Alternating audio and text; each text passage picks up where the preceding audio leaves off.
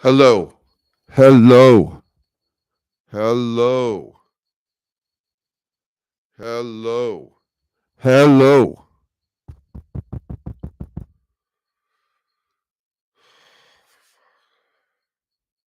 Is it better?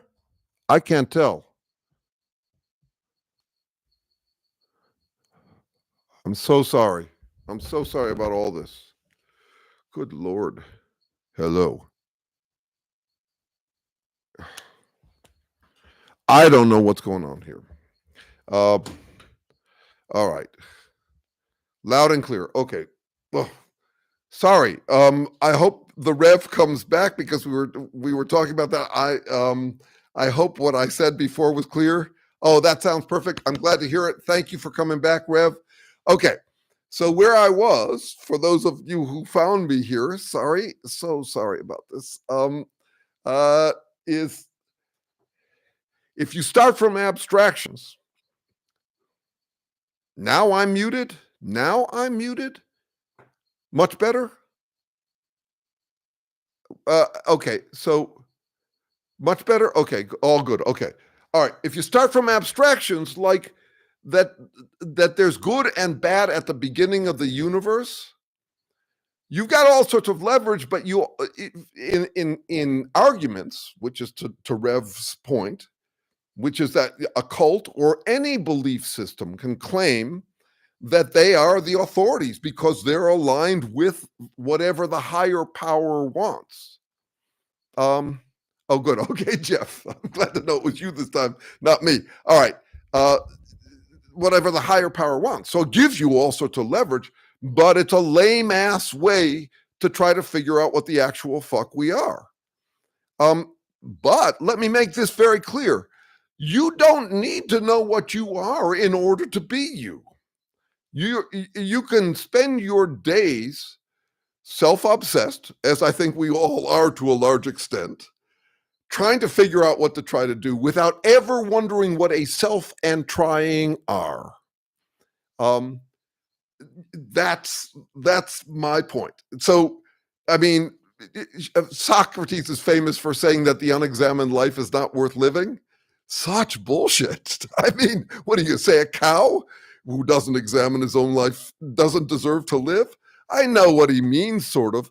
And I also want to say that this work I do is not very popular because it's kind of, it's not fun to find out what we actually are. It'd be way more fun to think that the gods or the higher powers are aligned with you or you're trying to align with them or whatever. Much easier than the actual examined life. There's no picnic for most people. And I would say it was no picnic for me, but that's kind of how I got here.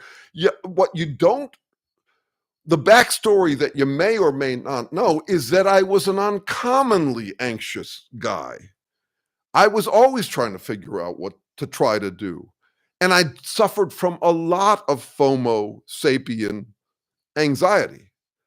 I think I might have told you this. On my 30th birthday, a buddy of mine who later became kind of a stress bunny said something beautiful to me. He said, "You know what I wish for you, Jeremy? I wish that you would just fuck up once, really royally. And then you would discover that people aren't watching you that closely."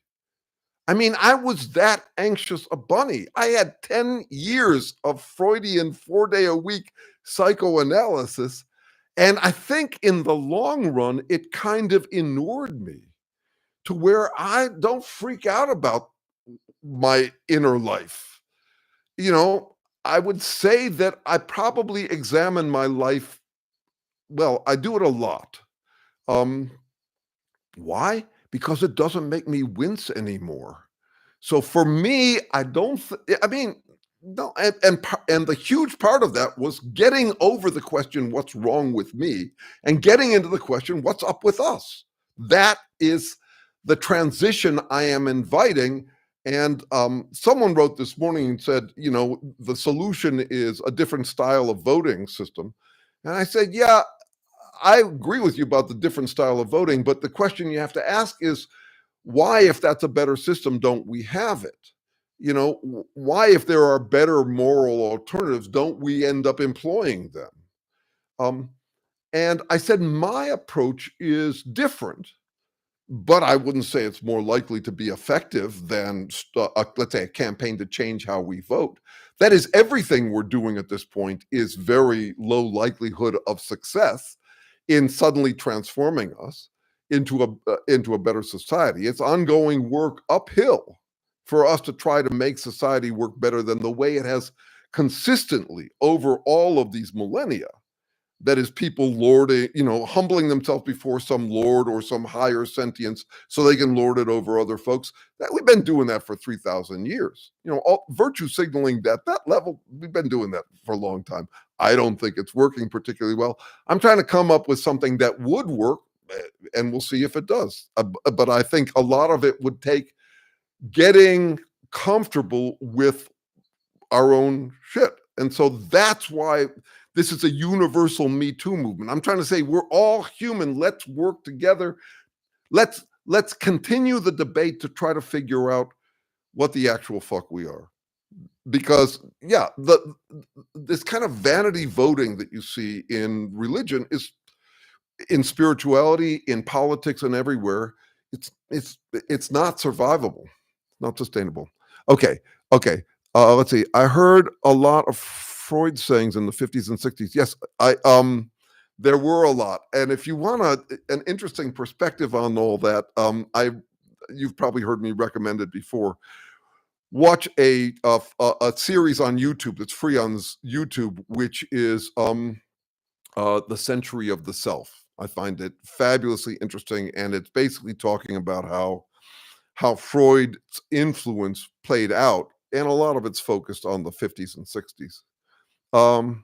David Graeber, that's not all we've been doing. Okay, Toto Now, great to hear from you. Yes, I've read his 4 books, loved them. I'd love to hear what part of David Graeber you're suggesting I'm overlooking here. I really would love to know that. So if you're willing to put that in there, let me hear that. Organized the ego and calls it virtue. That's where Rev started this conversation a few videos back, a few YouTube lives ago. And let's see. And I'm saying, if you look Anne sans E, if you look at what drives it, it's not religion so much as this human need to feel, I'd say, entitled. It's what I've been working on. It's not just tribalism. I'm saying that tribalism is an expression of something that, in a way, is there from the origins of life, that is good for me. And then tribalism becomes good for us. Yes, I think Century of the Self also went into his nephew. Yes, Rev Walt, that's right. He does. It goes into how basically the guy who invented public, what did he call it? Public, who basically invented advertising. He's Freud's nephew, and if it weren't for Bernays, we probably wouldn't have Freud as popular as he is, because Edward Bernays did that. Okay, against each other. Yeah, and so where we started from was organisms are struggling for their own existence. I do not assume that there was any kind of collective effort that you could call morality at the early stages. Now, there's lots of what you call horizontal gene transfer. That is, genes that leak out of one organism can fall into another bacterium, and become useful. So there is a kind of helping collectivism that way, but it's not intended the way that morality is intended. So when you think about what's going on with tribalism, it is a kind of resonance in what we like. That is, it's good for me, it's good for you. This is what we're for, and I have mixed feelings about it. I think we need that. I need to have my user group or interest group, my group of fans, and I think it's a comfort to have it from other people. Yeah, so Yes, so there's all of that going on, but when what you're talking about is organisms struggling for their own existence. It starts out as selfishness, and only with humans and language does it become abstracted into what's good for the world or good for sustainability. An animal can't imagine sustainability. It struggles for sustainability, but a plant or an animal that isn't human can't actually conceive of it. We're the conceiving species because we have language.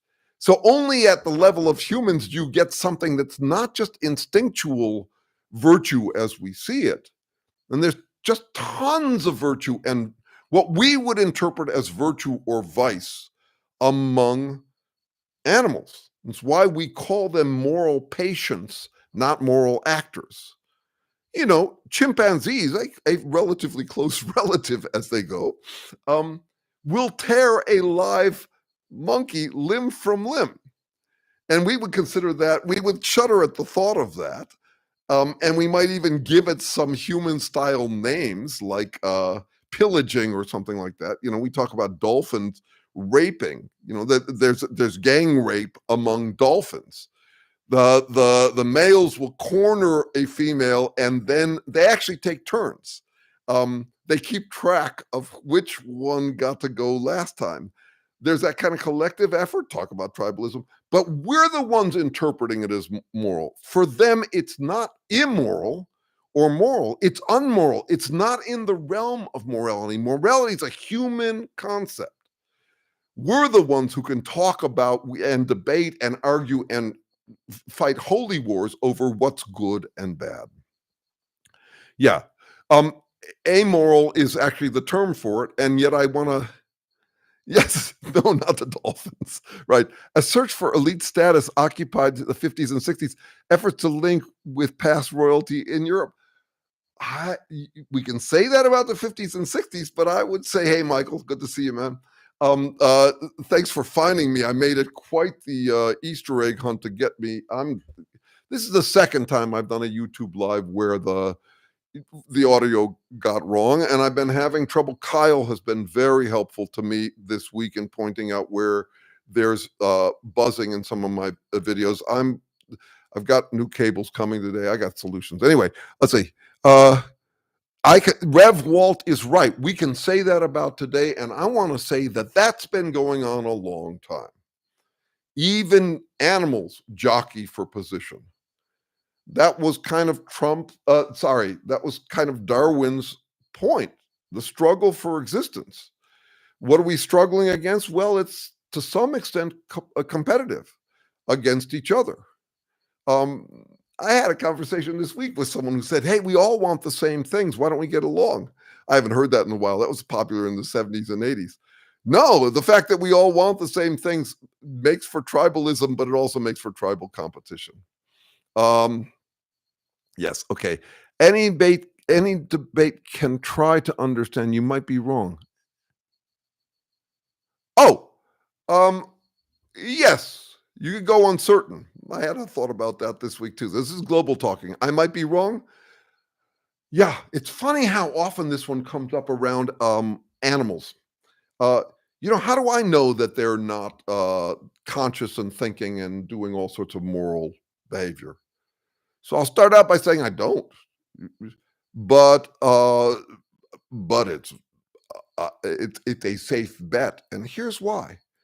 We don't see any behavior from them. This is a useful way to think about both the origins of life and the origins of language, or conceptualizing. Is we don't see any evidence for phenomena that requires an explanation from consciousness. That is, organisms, potato bugs don't do anything that would require them having a conceptual awareness like ours. So when someone says, yeah, you could be wrong, I could say it right back. You could be wrong. I'm a fallibilist. That is, I'm trying to place careful bets knowing that they're bets. Okay. That I could be wrong doesn't mean that you could be right, or that someone who says that could be right. That's what I call defaulty logic. since I feel that you're wrong, it proves that I'm right by default. I'm not going to go there. But we don't see any evidence in the physical world for the first 10 billion years that requires explanation from sentience. And we don't see any behavior, even from dogs, even from chimpanzees, that requires symbolic competence. Symbolic competence is this unique feature of human beings. I could explain how I think about that for what it's worth, if anybody's interested.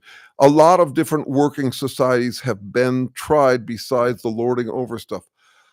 Good. I see what you're saying. Okay. I thought you were talking about the animal thing. Yeah, darling, I was part of one of the big ones. And it was interesting to be part of it. So not a big one, but a big one that was really trying to keep away from lording over stuff. I lived on this commune. It was 1,400 people. One of our fundamental tribal ways, what we called them tribal ways, this was back before tribal got a bad name, was no social position, and also no praise and blame. Now, so this is one of the ways I got to where I'm thinking now, is that I was watching human beings come together in the most earnest attempt to do something besides lording it over. And I discovered that despite our best efforts, just like in, you could say, communist, I mean, you didn't own your own possessions. I signed a vow of poverty. I gave away my money to join this commune. I had no possessions of my own there. There was no social position. You say a vow of poverty. I did this for 7 years. I was an elected elder there. I mean, I really threw my all into it. And yet the lording still happened. And why? Well, let me try this out as a parallel. Like I said, I do some marriage counseling, and people like it, by the way. If you're having trouble in your marriage, they find it useful.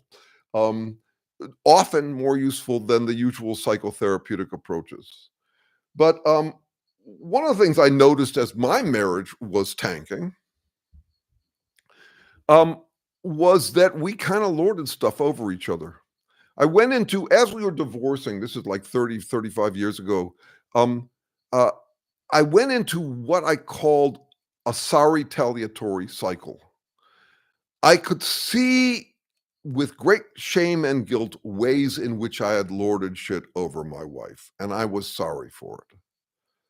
And then I would switch modes and feel and recognize the ways that she lorded stuff over me. Now, we're not the ancient traditional marriage. We were trying to be equals. I wasn't the lord of the house or any of that. The commune where we'd lived and met and got married was very matriarchal. It was, I mean, you didn't mess with the women. If you did, you'd get sent to the rock tumbler. The rock tumbler was a tent where you had to stay with a bunch of crusty old single men, abrading against each other to smooth off your rough edges. I was never sent there, but I knew people who were, because they were too bossy with their wives or something like that.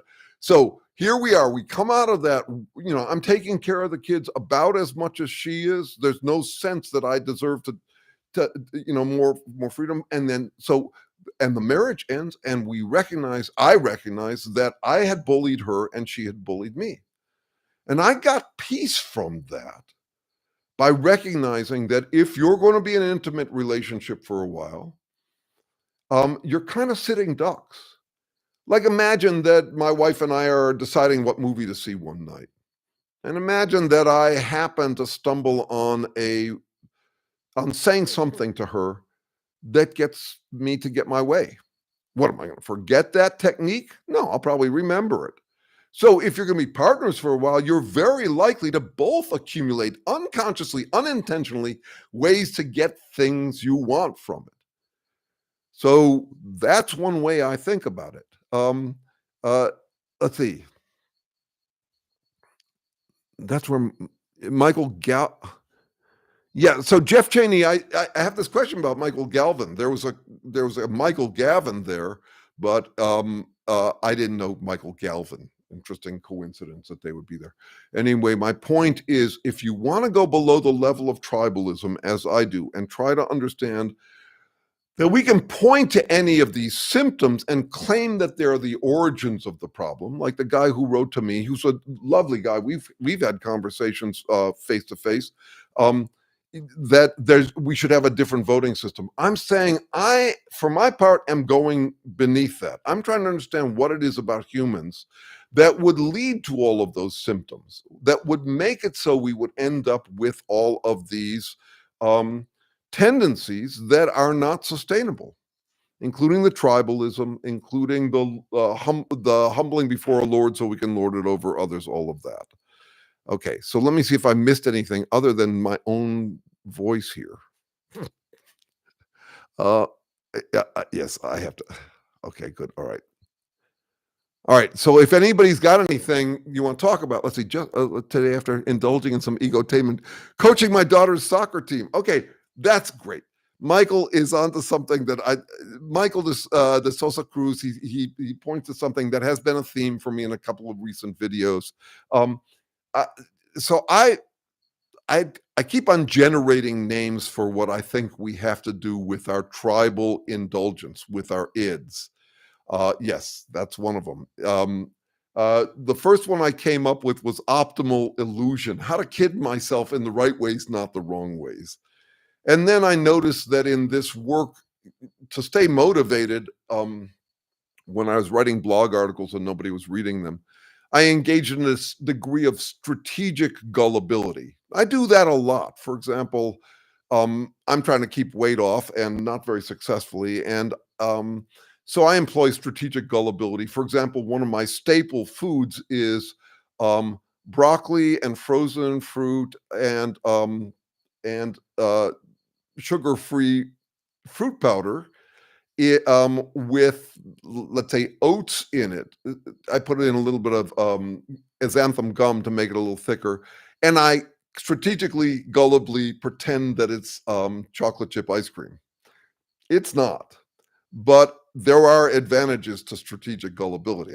I believe it's a useful thing. So I got optimal illusion, strategic gullibility, then called it safe escapism. And then I called it off jerking. And I really like that name because what it is me jerking, me being a jerk in a safe environment. So I'm not saying that you are being a jerk, but it's that id impulse in me. And then this last week, I came up with Id-sercise. That's really what it is. I don't want to come up with offensive names that turn people off. You know, I've got another one I'm struggling with that way. Sado-narcissism. I think we've all got some sado-narcissism. All of us. And yet that's a really tacky way to talk to people about it if you want them to be receptive. It's as problematic as off-jerking. These are not appealing concepts for people. Id-sercise is probably a little better, and I remain fascinated by the way we call egomaniacs because actually it's the id we're talking about. And that was a useful insight for me this week, at least useful to me. I'm glad if it's useful to you too.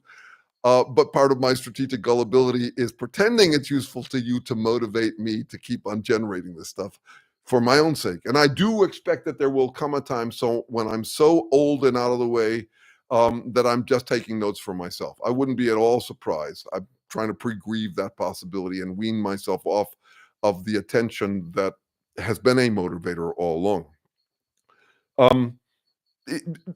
Id-sercise is actually related to that. So, you know, this is my id-sercise too, and I have to be careful with it. You know, I don't want this shit to go to my head. I don't want it to go to my head. I'm delighted to be working with Terry Deacon because he's got the like I've said before, 30 years with him. I've never seen him once pull rank. I've never seen him once toot his horn. He is a genteel, dry personality, just very calm and curious. The curiosity has overtaken whatever self-obsession he had. And I feel lucky that I found something more interesting than who loves me. But for me to say that, I get into the higher level thing where I'm saying that egotism is beneath me. I don't want to go there too. I don't. I want to. So I'm trying to stay at that level. Anyway, okay. Try cottage cheese, cocoa butter. There was an article this week uh, about how cottage cheese isn't all that. But I do love cottage cheese too. And your sweetener, yes, and cocoa powder is legit a drug. And I'm an altered state fan. Not everybody is, but I like an altered state. Though, in a way, I want to also suggest that religion or spirituality or any form of id-sercise is kind of an altered state. Um, uh, and why? Because it feels reassuring. So id-sercise is about self-reassurance. And what we're really talking about is the opposite of ego. In the Freudian sense, obviously, y'all know this probably. It is the impulses that would include just the selfish, what I would do if I were in charge of the world, or people should get out of my way because I shouldn't be thwarted, that kind of thing, that kind of appetite in all of us that I would call sado-narcissism, maybe, though I'm looking for softer terms for that, more tolerable terms. Um, uh, then there's the superego, which is what you shouldn't do, all the constraints, all the limitations, to be civil, to bite your tongue, all of that. And in between, in the Freudian sense, is the ego. Well, when we talk about someone who's an egomaniac, we're talking about someone who has retired their ego. And that was one of my videos this week, was about how do you retire this thing that negotiates between what you want and what you shouldn't do, or what you should do. How do you retire that? How do you lose your mind? Meaning, how do you lose your minding of the difference, minding to the gap between what you want to do and what you should do? Well, you lose it by collapsing, basically digesting, simply declaring that you have incorporated your superego into your id. That's how you lose your mind. That's how you become an idiot. And it's kind of a wonder it took me so long to figure this out.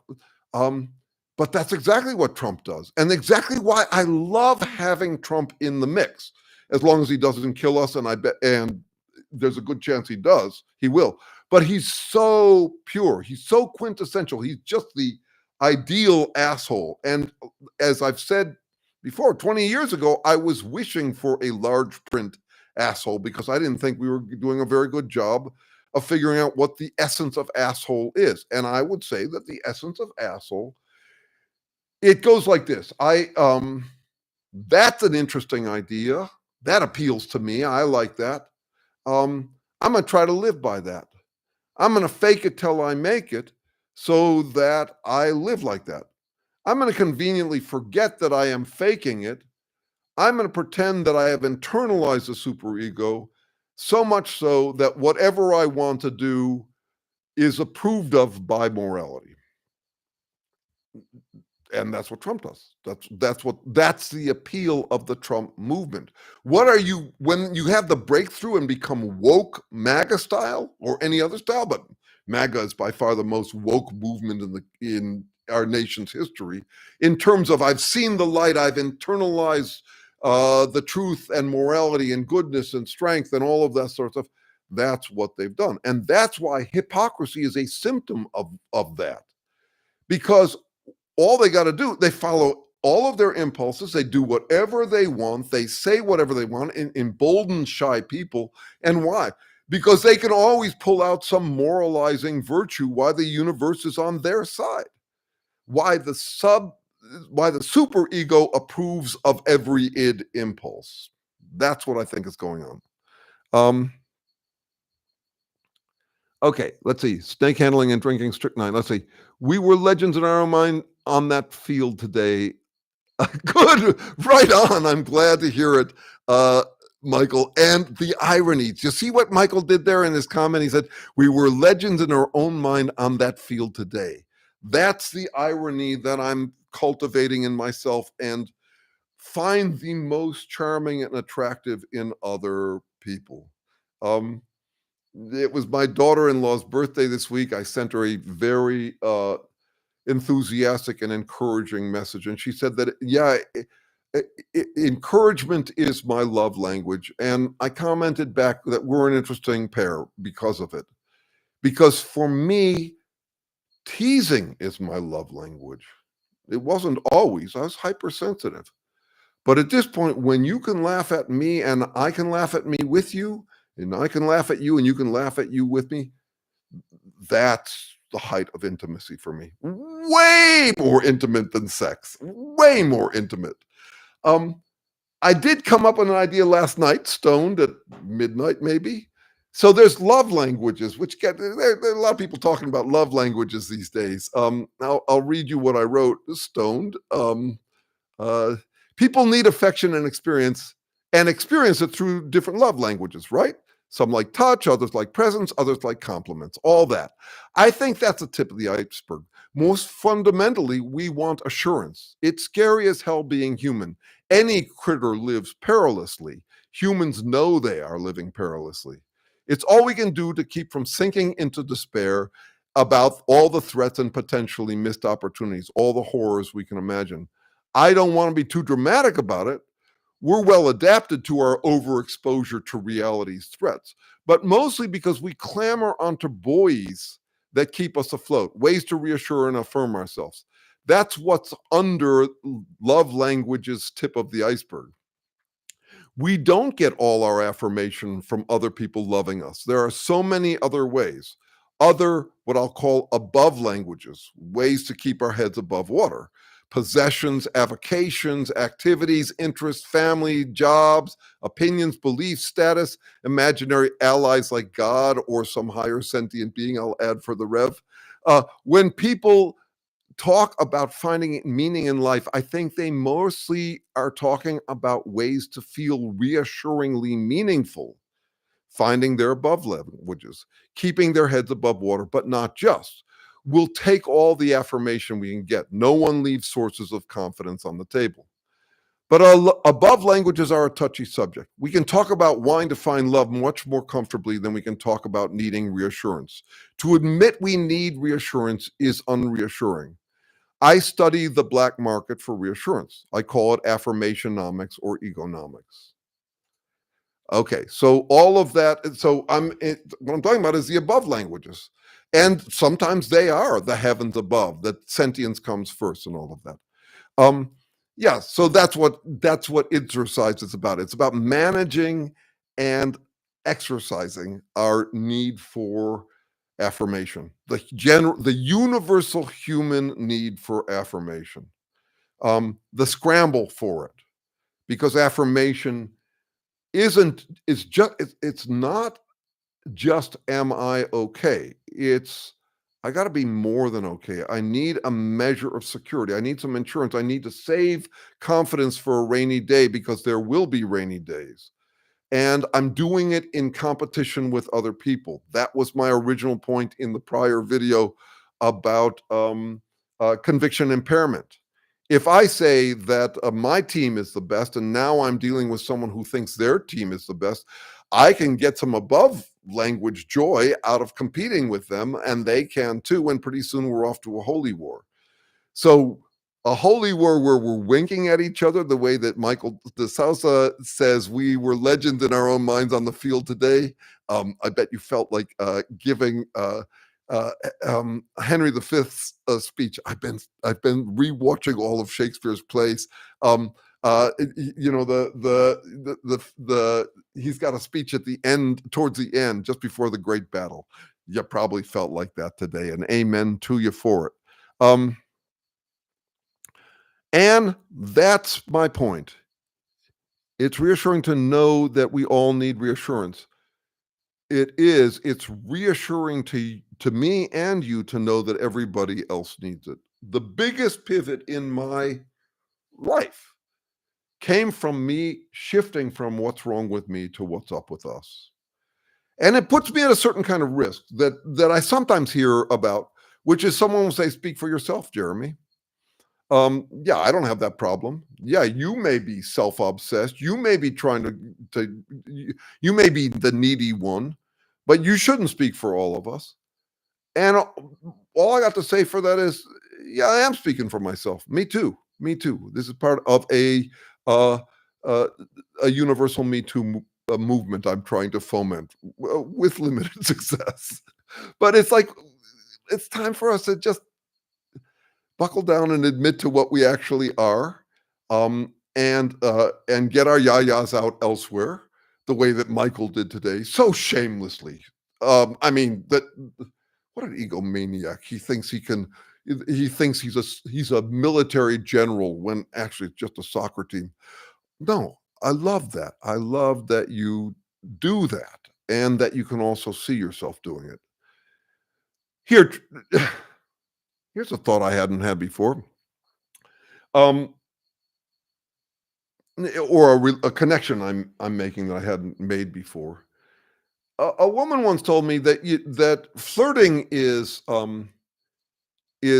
great and it's safe because you can always tap out of it by exposing yourself as flirting. That you can go above a level above it and notice that you're flirting. Well, I think that there's a self-affirmation. The above languages also includes a whole lot of our own affirmation of ourselves. So in a way, I'm flirting with myself when I think I'm all that. Okay, that's me flirting with myself. But if I notice that I'm flirting with myself, it tends to reduce the charge. So I think it's a mixed bag. And it's reassuring to know that we all need reassurance. It is, and it's also a little bit of buzzkill to admit that you do too. That even the saying of such things can be a form of reassurance. So you got to be comfortable with the strategic gullibility of it. That was an early issue for me. I'm gonna pull up something that I wrote a long time ago. Uh, let's see.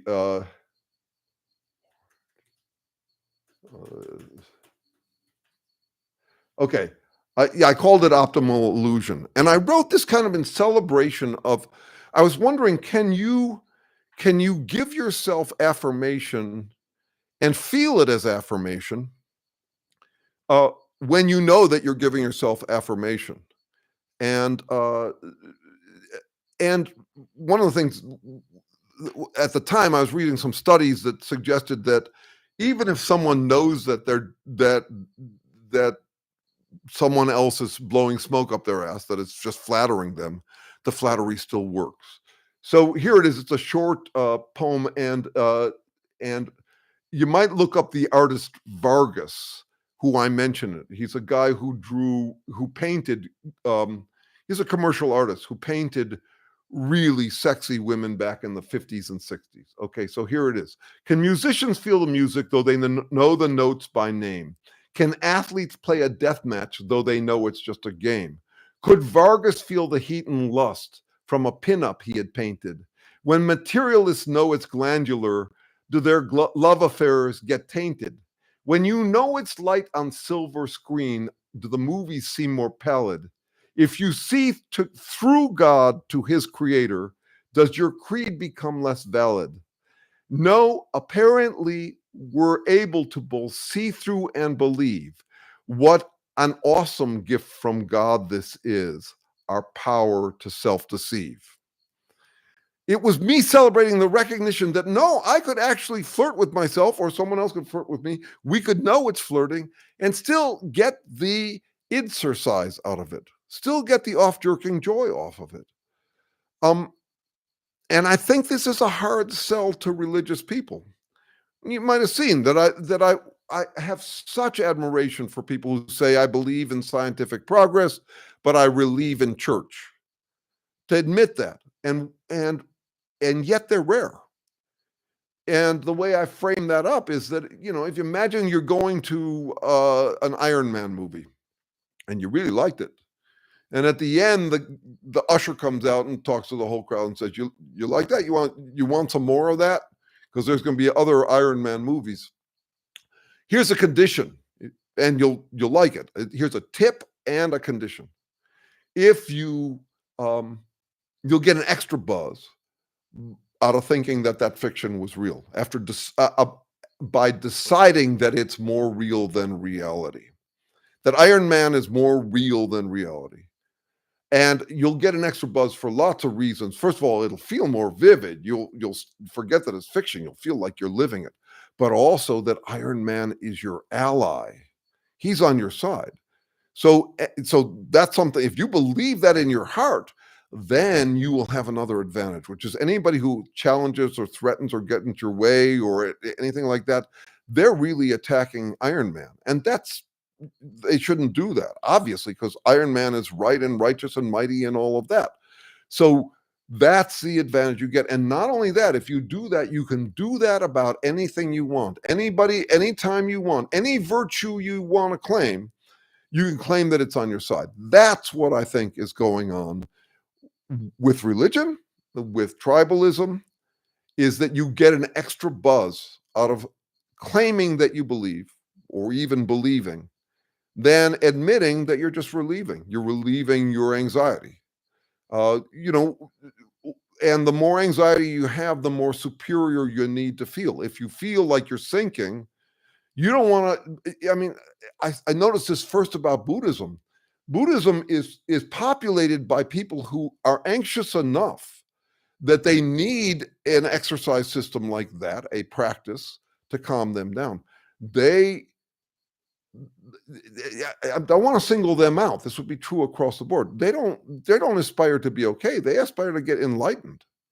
As the goal goes higher, the more you sink, the more you aspire to a higher level of and you can do that through the fantasy world. Anyway, let's see. Yes, exercise is another. So exercise is fascinating that way. It's another form of id-sercise, some more than others. But for example, I play VR for exercise, and no, that's total id-sercise. I've described what I'm doing there. I'm mowing down fictitious people with guns while dancing to music and trying to shoot them to the beat. What are these people who I'm shooting down? Well, they're not real. They're non-player characters, and they're in my way, and they're trying to shoot at me. So I work up a sweat, and I get to feel like I'm powerful in ways I am not. Okay, so yeah, so exercise can be a form of id-sercise. So can playing music. I've played music for years, and the moments I kind of live for, the motivating moments, are when I feel like Michael DeSouza did today on the field, which is like I'm a badass musician. Doesn't come that much, but I'm grateful for it, and it's one of the motivations that keeps me coming back for more music playing. Okay, let's see, where are we? We're about 20 minutes from done, and I want to know if there's anything you want to talk more about. I really love what Anne Sands E is saying about the reassurance, to know that we all need reassurance. You can say the next question is, what are we going to do about that?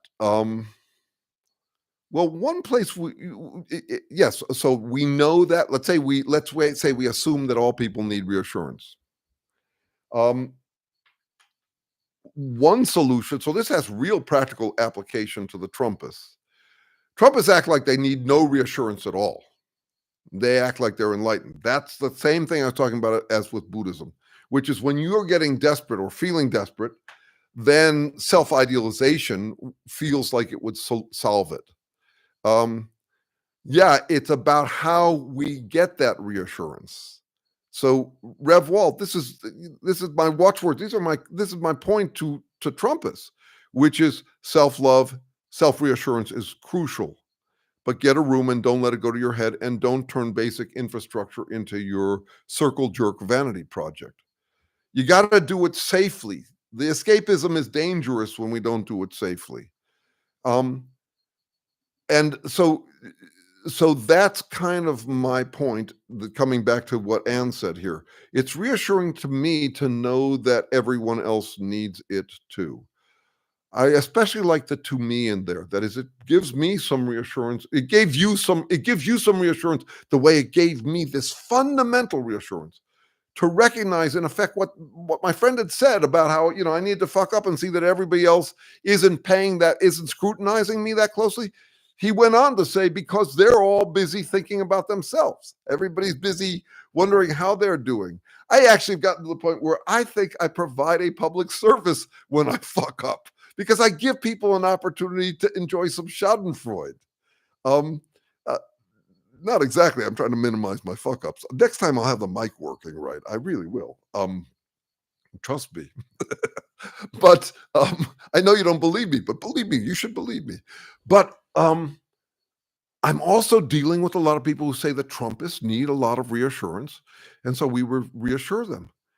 Yeah, well, I see the advantage of that, and I do some of that.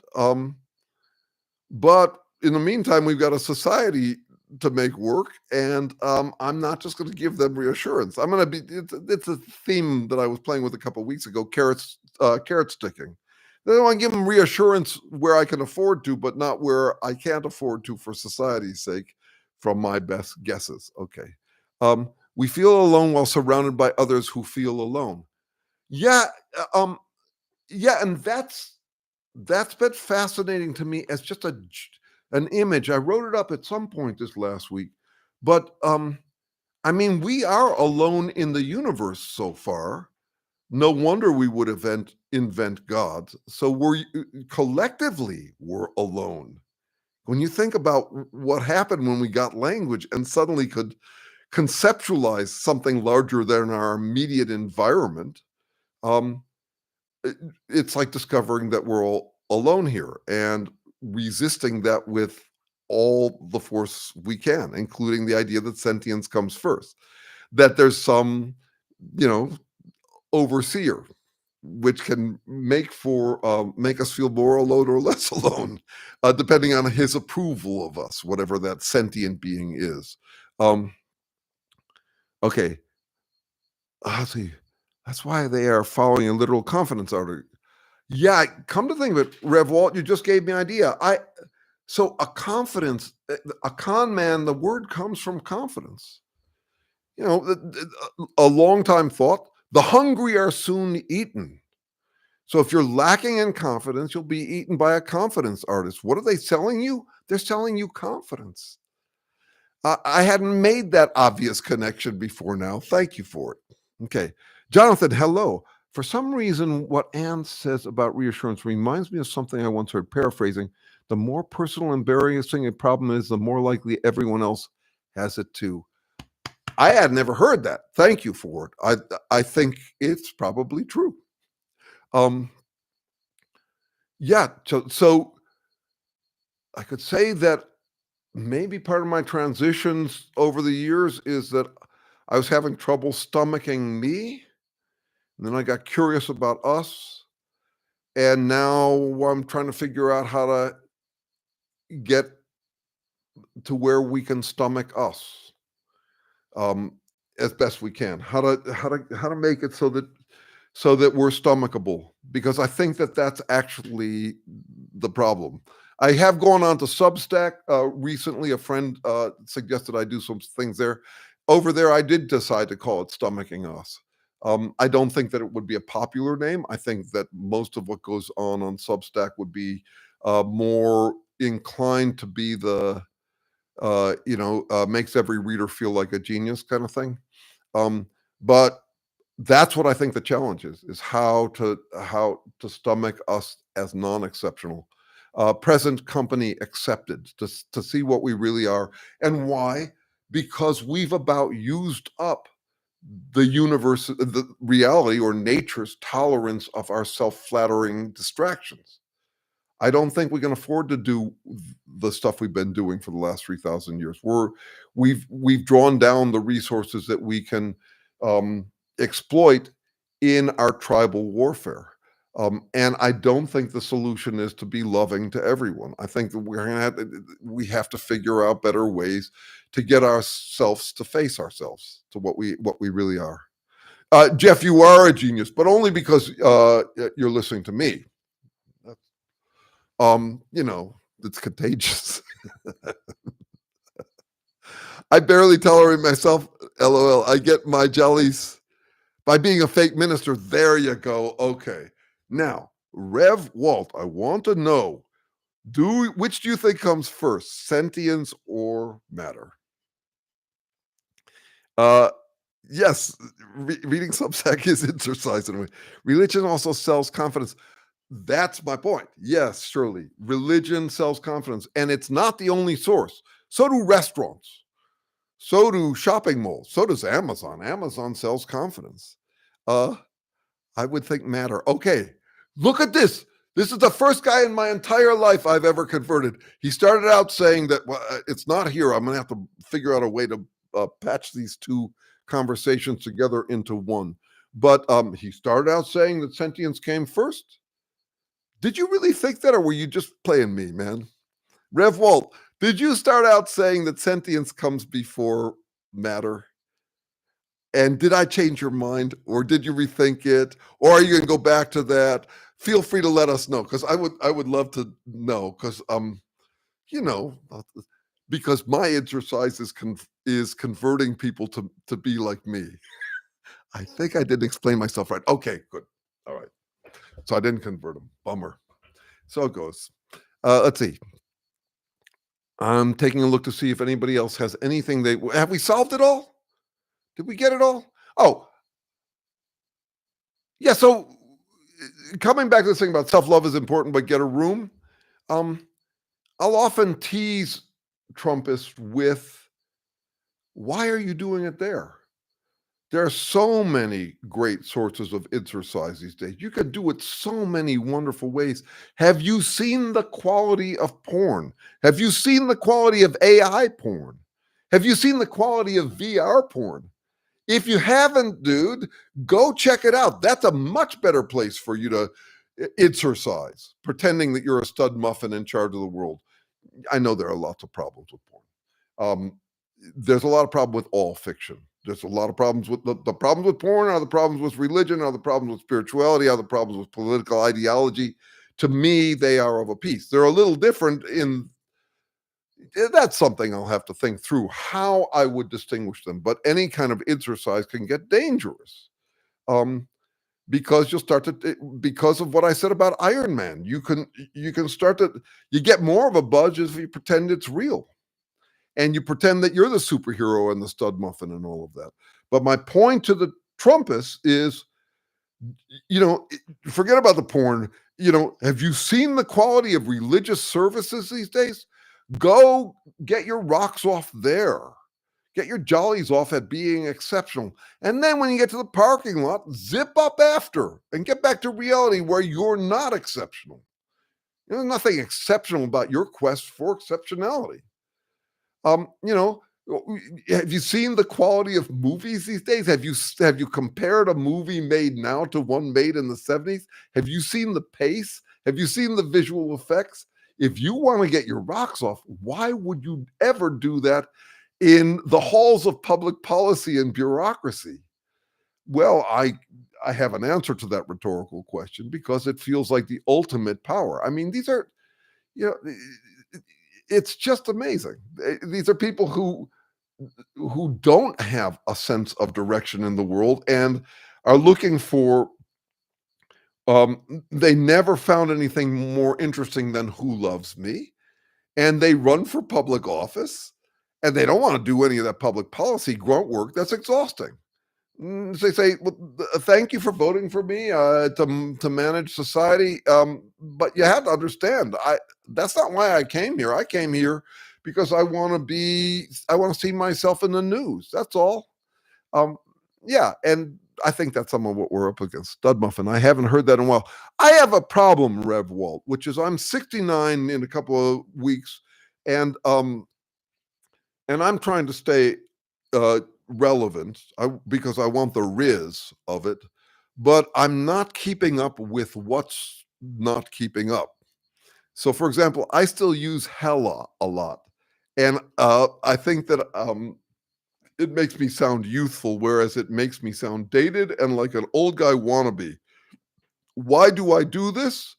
Well, because I'm an old guy wannabe, but also because I'll collect any term of art that is that nails something. And I also prefer the idiomatic. I prefer the slang and the vulgarity because I'm trying to be human and really be, not just act human, but really be human and really be accessible. I probably lose some audience because I cuss in my videos. I also think I probably lubricate some of what I say by trying to say it as informally as possible. I do not want my readers to feel like geniuses or my viewers to feel like geniuses. I don't want to feel like a genius. I want to feel curious and earthy.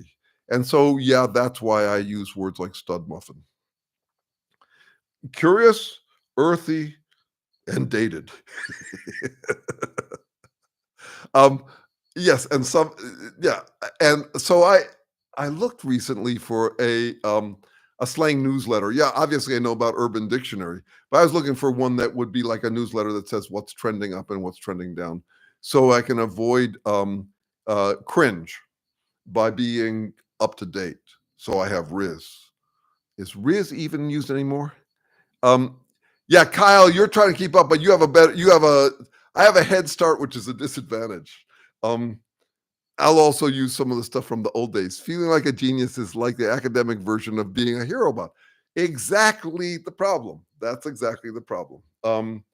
Is that I want to find I want to find the meaning of life when really what I want to find is ways in which I am meaningful, and therefore, when I hear someone who sounds meaningful and is getting a lot of attention, like a Jordan Peterson, or I would even argue Sam Harris by this time. I admired his work more before.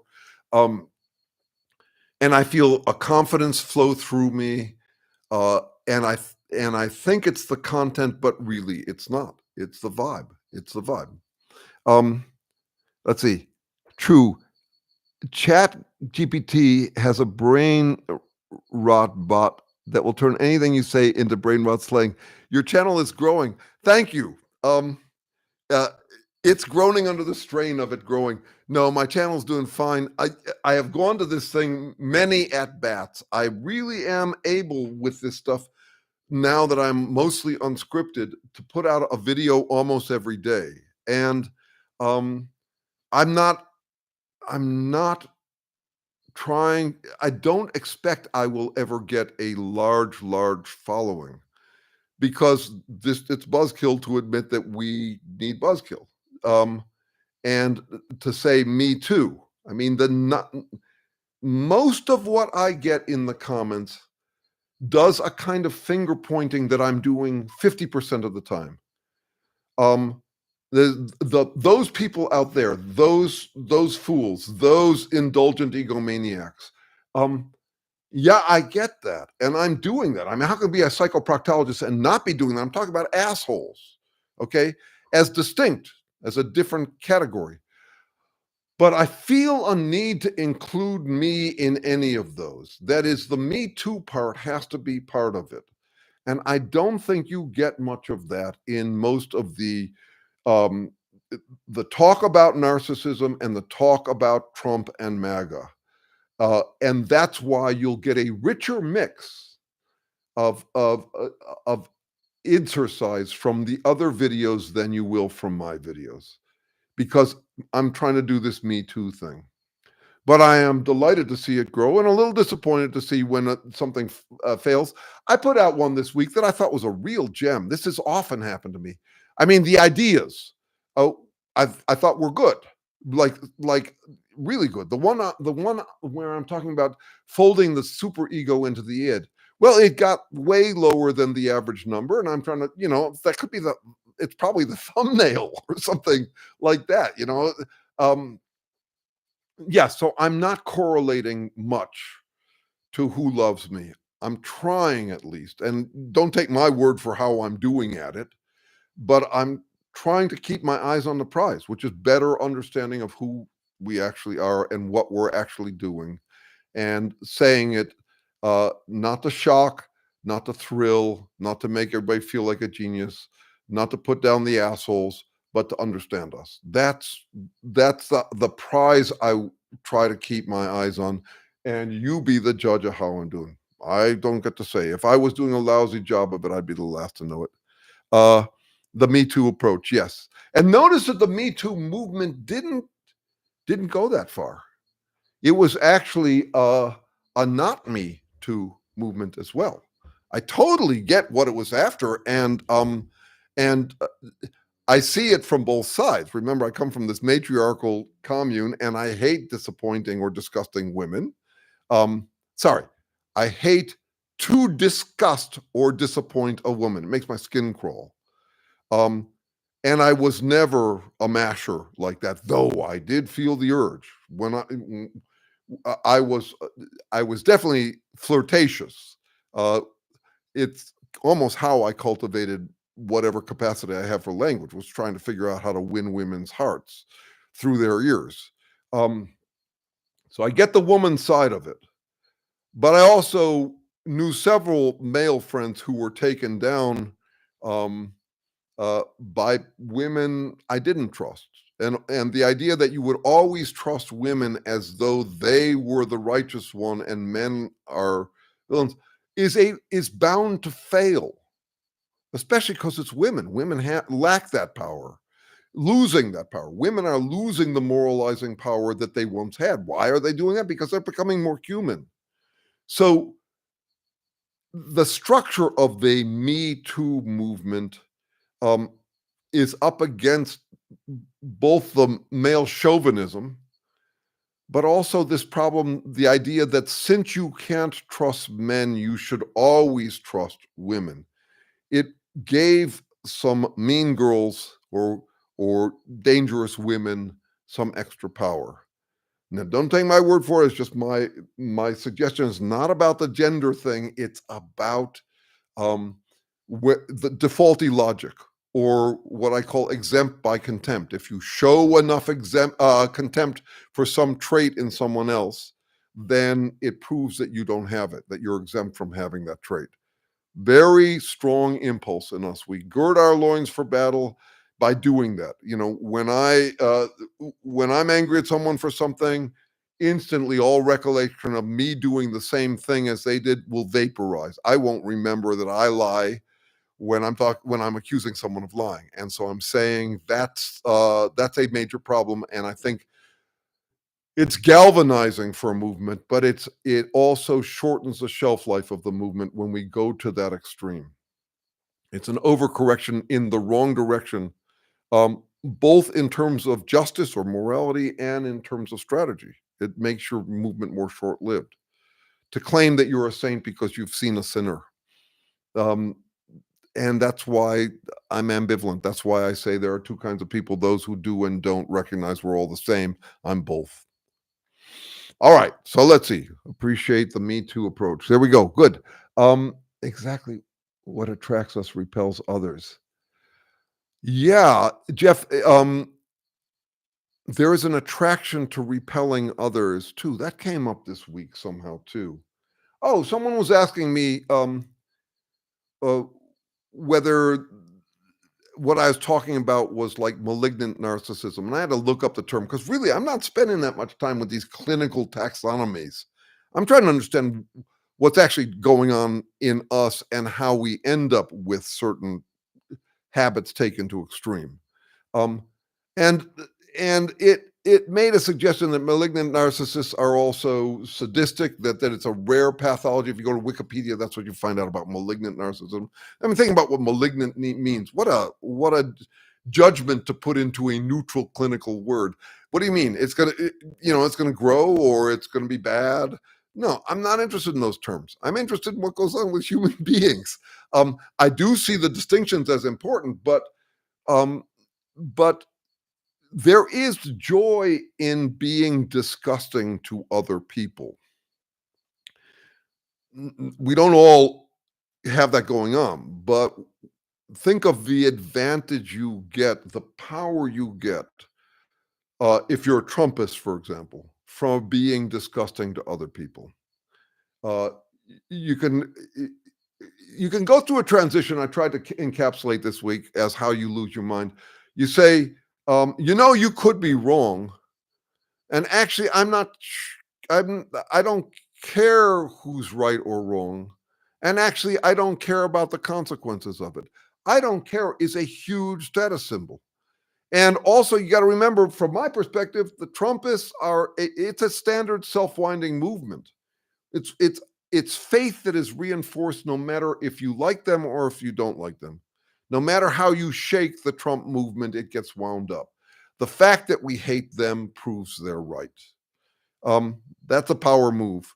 Yes, and power moves happen regardless of sex. And women are in a challenging situation right now because they're letting go of the power they had. It's being wrested from them, but they had power of moral suasion. They couldn't physically bully or outshout a guy, but they could scorn him.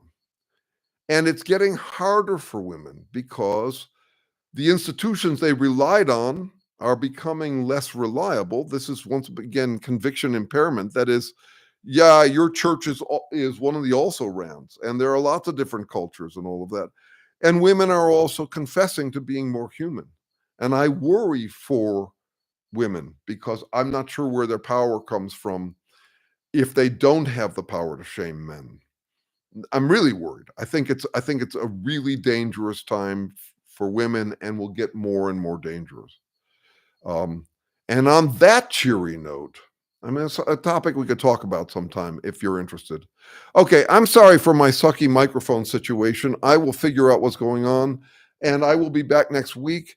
And also, email me if you got anything on your mind that you want to talk about midstream. Email me, of course, if you're interested in joining the free study group that happens on Sundays, not tomorrow, but next Sunday. Email me if you want any kind of short-term one-on-one consulting. First half hour is free. Do it on a sliding scale. I've got clients who are getting, they say, a lot out of it, and I don't think they're just flattering me, because it's practical, because it's not this really abstract stuff that's shrouded in all the clinical terminology. I'm trying to figure out how to help people get what they want more effectively given what they're dealt. It's a very practical thing. And yeah, we're keeping it down to the real as best we can. All right. Thank you. Thank you, guys. Hey, you like this? They're called fluffy fleece Sherpa jackets. They're cheap. I think they're really cozy, and if you live with someone else, you both get them and you put them on. And anyway, there, for the first time ever, I saw it in a movie and I thought, oh, I want one of those things. That's the first product placement I've ever made that isn't one of my books or my consulting service. There you go. I don't get any commission off these. They come in different colors. See you guys.